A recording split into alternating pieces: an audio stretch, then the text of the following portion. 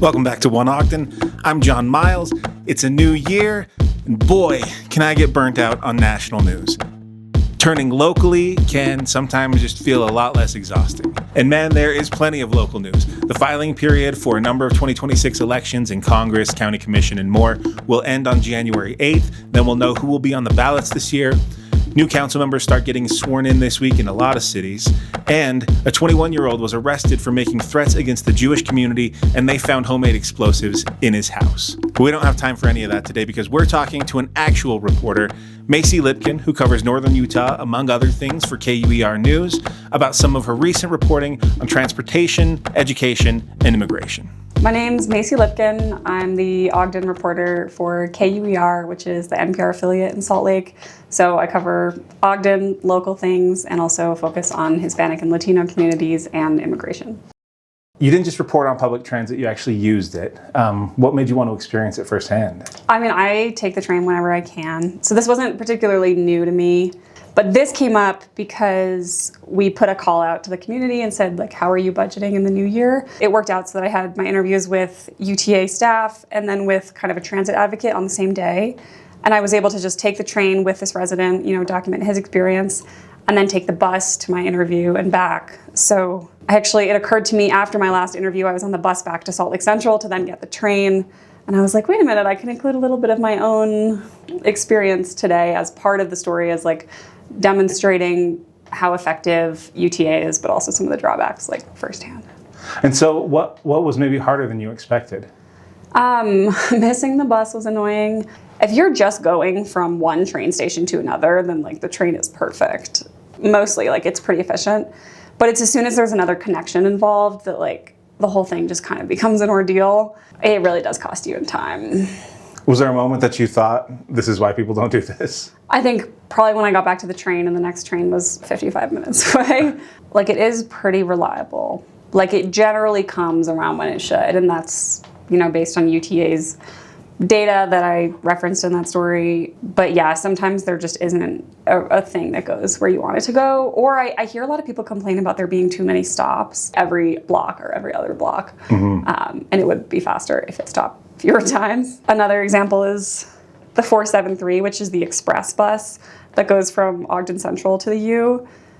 It stops about 18 times, and that's an express. I'll take OGX if I'm here at the library and I want to go to Weber State, but OGX doesn't go near where I live, so it doesn't help me there. And so if a state lawmaker was to start riding the bus for a week, what's something that you think they would immediately see as a problem? I think the frequency would come up, and UTA knows this is a thing, and they do have plans to increase frequency on certain routes, so I don't want to pretend this is news to them. Did you talk to anybody at UTA? Yeah, so I talked with their affairs director and also their communications person. And do you get a sense of what stopped them from increasing frequency in the past? I think everything is a money issue. Something like 80% of their funding for 2026 is projected to come from sales tax. So keep buying things, I guess. That experience of being slowed down shows up again in your reporting of Ogden's 12th Street Bridge. People have been talking about that for years. What's the real reason it still doesn't exist? Good question. The big answer, the easy answer is there are higher priorities and not enough money.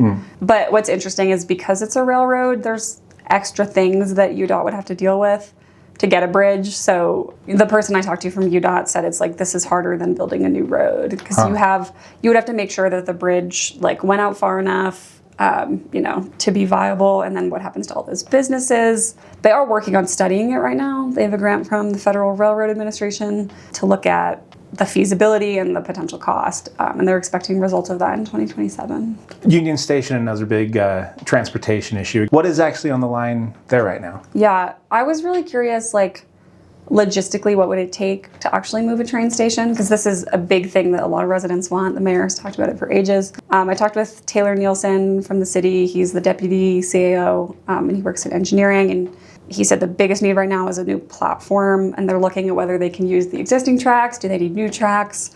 And then parking's another question, because there's a lot of parking down at UTA. The parking lot at Union Station's a bit smaller, and then they said they're looking at putting in a new parking lot south of Union Station. And then another big thing is like what happens to the buses? Because I know UTA is concerned with keeping transit convenient. People are going to do whatever the easiest thing is to do. So they want to make sure that the walk from the train to the bus isn't too long. So I think it's just a lot of research right now. Do you get a sense that people are considering all that stuff internally?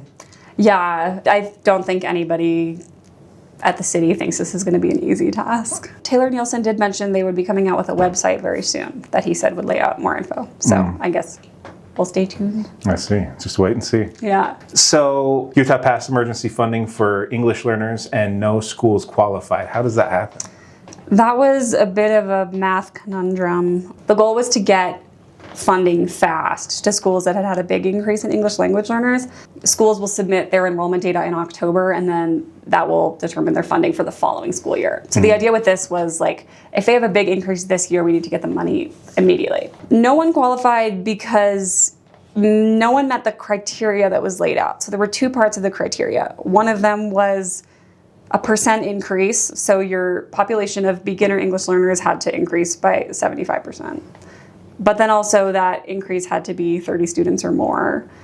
And it was at the school level. So there were no schools that had 30 additional students compared to the previous year. I do know this is a big priority for Candace Perucci, Representative Candace Perucci, who sponsored the bill. They're already working on tweaking that so that schools do get their funding. Were the people you talked to surprised by the outcome? I'm not sure, because I talked with a couple school districts just to confirm whether they had any funding, and they were like, we haven't heard anything, we're just kind of in limbo. I don't think anyone was surprised, but I think maybe they were glad to know that it wasn't just them, like that the schools, that it wasn't their problem, it was kind of a like nobody qualified situation. So did you say you do get a sense that they sort of have an idea of how to tweak it for the future, or they do plan to do that? There's definitely a plan in the works. There was a committee meeting a few weeks ago where Representative Perucci brought this up. So I don't know exactly how they're going to tweak it, but I know it's a priority of hers, and the session's coming up, so we will see. You've reported on ICE arrests in Utah and the immigration court backlog, including the man who was recently arrested at his green card hearing. What is happening right now that people aren't fully aware of? There's a lot that's changing. Like, I have some immigration attorney contacts who, it's like every time I call them, they're like, oh, here's this thing that happened. Like, here's this client who had this happen. So there's just a lot of change and a lot of uncertainty. And then I think people hear news reports from other states, then they wonder, is that going to happen to me here?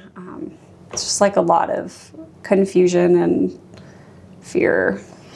Well, I was surprised was that the Department of Homeland Security is actually tweeting about the guy. Yeah, ICE and DHS, Homeland Security, have been like super vocal on social media. Like they'll post pictures of specific people and say, we arrested this man for murder, like we arrested this man for sexual abuse of a child or something terrible.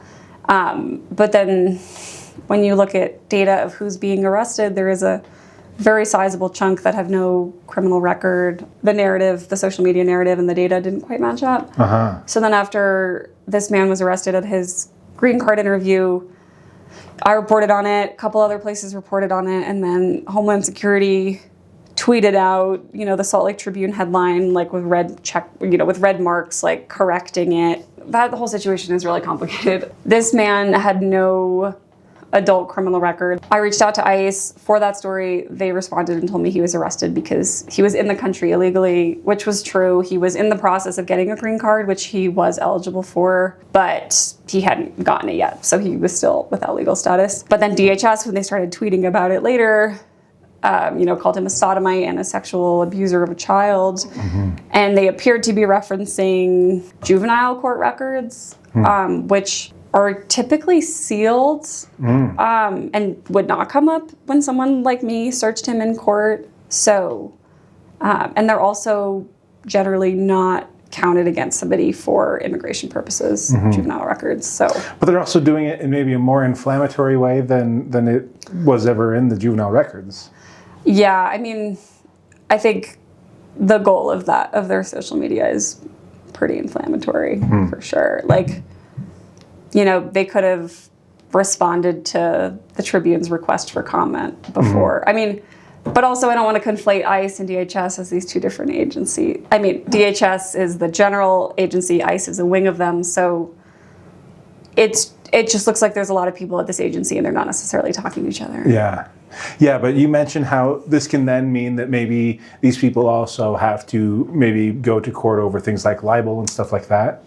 Yeah, his attorneys, when I last talked to them, said they were kind of considering their options for libel just because of how DHS, kind of made accusations against him that hadn't been, proven in an adult criminal court. Yeah. But then that seems to make it even more important. The other story that she wrote about where only 1 in 4 people in immigration court these days have been getting legal representation. Yeah. And this was data as of February, so I'm not sure if things have changed. But yeah, in Utah, only 1 in 4 people in immigration court has an attorney, which is relatively low, below average compared to other states. What was interesting about that is that just a few years ago, we were actually pretty high for representation rates. And then starting, the past few years, there's been a big increase in immigration court cases. And I guess just not the amount of attorneys to keep up or not the number of affordable attorneys that people need. And did you get any sense of the downstream impact, all of these charges and things? Is that having an impact on the court system? I will say this. A few months ago, when President Trump started his second term, there were 5 judges in the Salt Lake City Immigration Court. Now there are 2, and kind of a third with an asterisk who's a temporary immigration judge who has been hearing very few cases in Salt Lake City. It looks like he's based here, but actually taking cases remotely from other places. So essentially we went from 5 judges to 2 judges. The backlog in Utah is around 50,000 cases. Wow. I don't see any math where you get through that backlog with just 2 judges unless you're taking a lot less time with each case. So not only is there an increase in cases, but there are less judges. Yeah, this kind of all happened in July. So I got word that one of the judges was dismissed.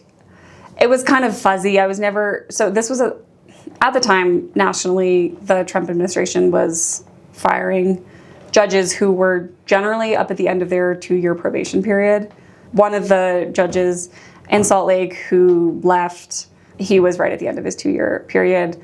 Another one left, and I don't know why. And then a third judge stepped down. I went to court that day in West Valley and just sat in on the hearing, and then at the end, he told his coworkers, everyone came in to say goodbye to him, and he said, "Today's my last day on the bench." And, they all wished him well and said goodbye. So I don't know his reasons for leaving either, but they haven't replaced them. And the temporary immigration judge doesn't come in with immigration law experience. He's a military judge or military lawyer. And so then I want to talk about one of your more striking stories this year. There was the man who chose a house over a lawyer. When he explained that choice to you, what went through your mind? So we were sitting at his dining room table. He lives in Millard County, which is super rural. He's from Peru. I was just kind of chatting with him, and he said we decided to buy a house instead of a lawyer. And it struck me as such a leap of faith. He has so much faith in God, and you got that just from talking to him. His faith came up constantly. And this was his way of providing for his family, making sure they have a nice place to live.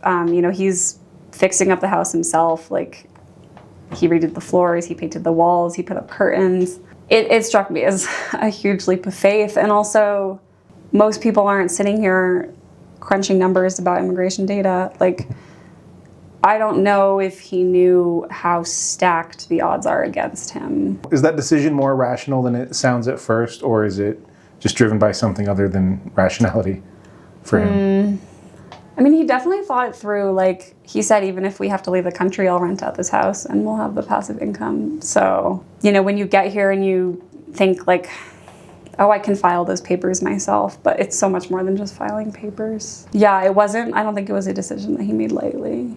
I was really grateful to him for wanting to share his story. And he was really grateful to me for telling it, which surprised me, because I was really worried that he was going to back out of the interview. We were talking for weeks before I interviewed him. But then the first thing he said when I showed up at his house was like, thanks so much for the chance to tell my story. For asylum cases in Utah without a lawyer, 16% have been approved compared to over 50% for those with an attorney. And there is some nuance to that. Like, an attorney is only going to take on a case if they think they can win. So that will skew their numbers higher. But when I've gone to immigration court, I've just sat there and listened, and like the judge will take a look. I'm thinking specifically of a day I went back in March, back when there was still a full set of judges. But I remember being struck by how many people went up, and the judge said, like, who filled out your asylum case, your paperwork? And they'd be like, somebody I paid. And then the judge would say, like, I'm going to give you more time to go home and fill this out again because it's missing parts, or like it doesn't even explain, why you're making the case for asylum. What do you wish people understood about asylum seekers after reporting that story? I think what people misunderstand a lot is kind of their legal status. Like, having a pending asylum application, you're able to get a work permit. You can be here legally while your case is pending. But also, it doesn't mean you can't be deported. It's kind of this like liminal status. You're not without status, right? Like, you're not undocumented, but there's also not much stopping the government from sending you away. That's why I guess when we think about like people doing things, like they're doing the right things, they're showing up to their court hearings, you're not one and done in a day. It's your first hearing is super preliminary, and they'll usually just like give you another date. They might give you more time to find an attorney, or they'll set another date and say, come back and we'll look at your case then. Unlike with criminal court, you're not entitled to a government-provided attorney, which is why we end up with so many people who don't have attorneys. So, and a lot of people do use asylum as kind of the basis for why they should be able to stay. One thing I think worth noting is that he wasn't under the radar. Like, he'd already checked in. Like, the government was already using a monitoring system to keep tabs on him. So it wasn't like he wasn't putting himself out there to be discovered for the first time. Everyone already, if they wanted to know, the government knew where to find him. Yeah. Is there a story that you think needs to be reported on next? I love being able to follow up. There's like a big flashy announcement, hooray, and then what's actually going to happen. So I've got my eyes on a couple things in Ogden that I think are due for a follow-up. I'm working on something now related to apartment vacancy, because I get comments from people like, why are there so many apartments, and can anybody afford them? And I'm gonna try my best to answer that. Macy Lipkin is a reporter for KUER. We'll link to her reporting, which is definitely worth making some time for. Thank you, John. Thank you, Macy. Thanks for having me on. You can find all of Macy's reporting on KUER.org, including her latest story about the affordability of apartments sprouting up all over the Ogden area. Thanks again to Macy Lipkin, to KUER, to our Patreon supporters, and have a great week.